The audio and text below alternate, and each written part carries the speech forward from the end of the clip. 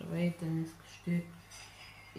ще работим като таксиметърджия. Трябва да карам един пътник до едно място.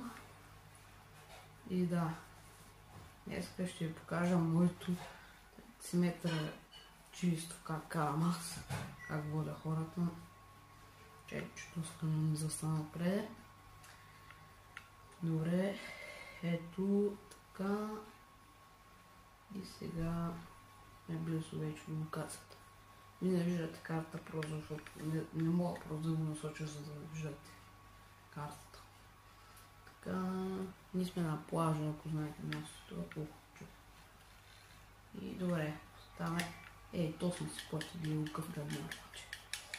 Сега ще го заплаща с един комбат. Айде сега ми дай парите.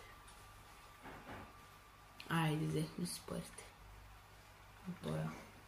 Добре, $138 получихме. Айде, връщаме се в таксито. Време е за следващата ни работа. Така, отиваме сега за следващия пътник на 27 мили. Тъй че, айде, отиваме, ще се видим до там. Така, ето тук трябва да е. Да, ето го. Кажа на деца качва вътре. 2,69 имаме.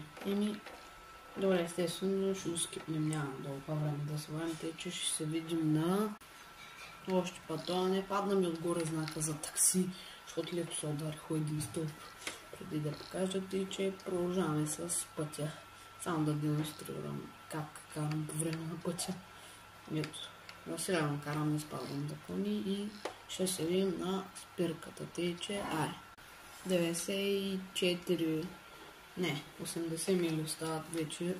Тъй че, вече ще постанем. Да, така, 65. И отиваме към спирката. Трябва да снимем тази жена или как беше там. Така, чайчето ще да се забия в него. Тук, не знам дали виждате картата. Да, тя се вижда добре. Ето така. Продължаваме напред. И, между другото, тук е тази военната база, дето са военните. И ако видите 4 звезди подгубват автоматично. Добре, ето е спирката. Айде, колко е? $385. Гледайте кеф. Хора, това беше таксиметърджийството. Чао.